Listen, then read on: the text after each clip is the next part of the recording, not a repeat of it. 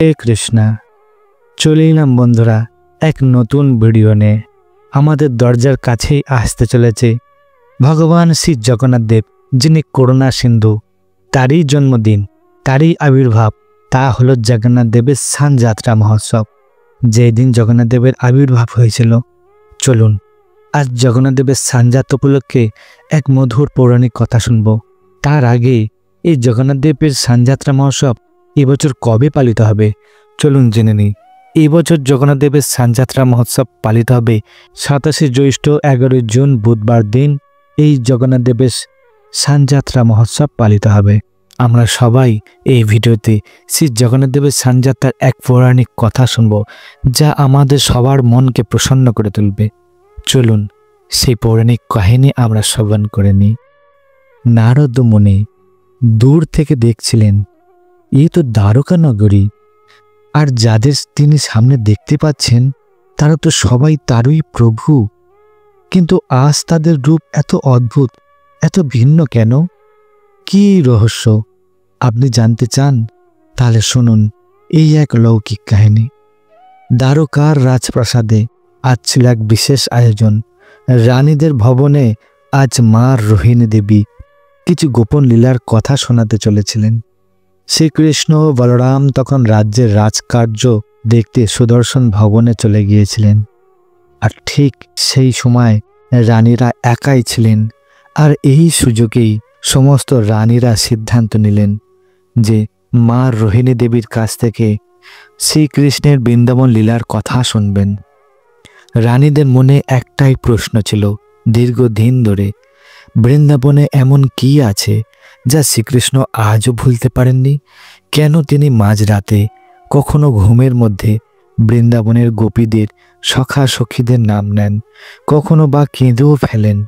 রানীরা ভাবতেন, আমরা দিন রাত সেবা করি, তবু কেন তিনি বারবার বৃন্দাবনের কথা স্মরণ করেন? সমস্ত রানীরা একত্রিত হলেন প্রাসাদের এক বিশাল কক্ষে। মা রোহিণী দেবীকে একটু সুন্দর আসনে বসালেন।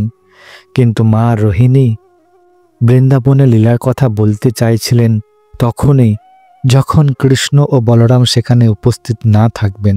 আর ঠিক তাই হলো।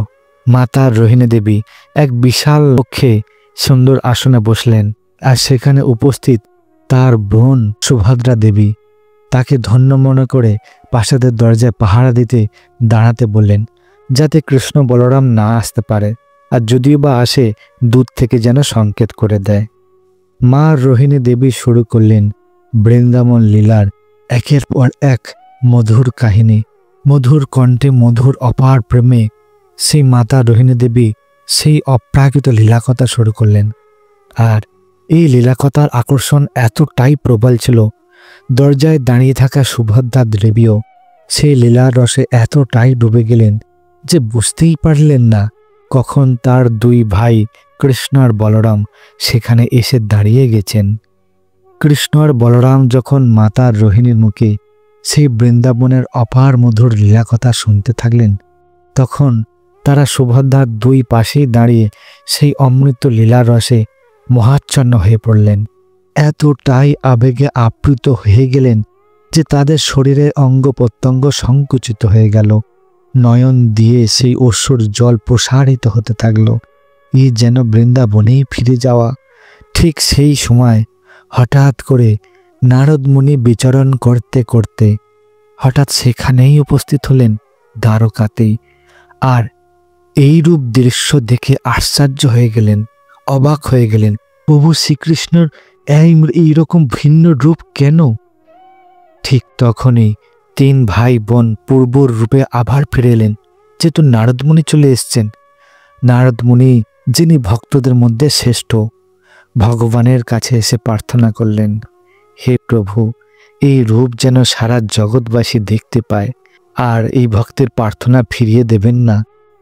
তখন ভগবান কৃষ্ণ ভক্ত শিরোমণি নারদমুনির প্রার্থনা ভগবান শ্রীকৃষ্ণ গ্রহণ করলেন আর বললেন যে আমি কলিযুগে এই রূপেই অবতীর্ণ হব, জগন্নাথ বলদেব সুভদ্রা মহারানী রূপে। হ্যাঁ, জগন্নাথের এই রূপ কোনো অস্বাভাবিক বা অমানবিক রূপ নয়। এই রূপ কৃষ্ণের বৃন্দাবন বিরহের পরিপূর্ণ এক অপূর্ব রসময় প্রেম রূপ। আর যেদিন এই রূপে ভগবান জগন্নাথ দেব পৃথিবীতে অবতীর্ণ হয়েছিলেন, তখন রাজা ইন্দ্রদ্যুম্নের সামনে সেই দিনেই ছিল স্নানযাত্রা মহোৎসব। আর এই দিনটি হলো জ্যৈষ্ঠ মাসের পূর্ণিমা। এই দিন আমরা জগন্নাথ দেবের আবির্ভাব দিবস হিসাবে পালন করে থাকি। এই দিন জগন্নাথ দেব রাজাকে আদেশ দেন যে এই দিন তুমি আমাকে বিশেষভাবে স্নান করাবে। সমুদ্রের ধারে যে অক্ষয় বট গাছ আছে তার উত্তরে বালির নিচে একটি কুয়া আছে, সেখান থেকে জল আনো আর সেই জল দিয়ে প্রাতঃকালে স্নান করাও। এই নিয়ম ভবিষ্যতেও চালু থাকবে। আর আজও সেই রীতি পালিত হয়। সকালবেলা প্রাতঃকালে সুবর্ণ সোনার ঘট পাত্র দিয়ে 108 ঘট জল সংগ্রহ করা হয়। তাতে চন্দন, কর্পূর প্রভৃতি মিশিয়ে জগন্নাথ, বলরাম ও সুভদ্রা মহারানীর মহাস্নান করানো হয়। আর তারপর তাদের হস্তি বেশে, গজ বেশে সাজানো হয় এবং একটি বিশেষ রূপে সাজানো হয়। কিন্তু কেন এমন সাজ, তার জন্য শুনতে হবে হাতি বেশ লীলা। পরের ভিডিওতে হাতি বেশ লীলা আমরা পোস্ট করব, আপনারা সবাই জানতে পারবেন। এরপর বিশাল ভোগ নিবেদন করা হয় জগন্নাথ দেবের সামনে। আর এত স্নানের পর, এত ভোগের পর তারা অসুস্থ হয়ে যান। একেই বলে অনাসর। টানা 15 দিন ধরে তারা বিশ্রামে থাকেন আর লক্ষ্মী দেবীর সঙ্গে সময় কাটান। এই 15 দিন অনবসর থাকার পরে যখন তারা সুস্থ হয়ে যান, তখন বাইরে বেরোতে চান, মানুষের মধ্যে যেতে চান। আর এই দিনই হলো সেই রথযাত্রা, যা স্নানযাত্রা ঠিক 15 দিন পর পালিত হয়ে থাকে। ইসকন মন্দিরগুলিতে এই স্নানযাত্রা অত্যন্ত জাঁকজমকভাবে পালিত হয়। আপনার আশেপাশে কোনো ইসকন মন্দির থাকলে আজও সেখানে গিয়ে জগন্নাথ দেবের দর্শন করুন, কারণ পরবর্তী 15 দিন তো তিনি দর্শনই দেবেন না। এই দিনটি জগন্নাথ দেবের জন্মদিন, তাই আপনি তার জন্য কিছু বিশেষ কাজ করতে পারেন। তাকে বাড়িতে আমন্ত্রণ জানান, তার জন্য কিছু বিশেষ ভোগ রান্না করুন ও তার লীলা কথা শুনুন ও অন্যদেরকেও শোনান। এই কাহিনী যদি ভালো লেগে থাকে তাহলে অন্যদের সঙ্গে শেয়ার করুন এবং নিচে জয় জগন্নাথ লিখে প্রভুর প্রতি ভক্তি জানান। জয় জগন্নাথ, স্বামী কি জয় হোক।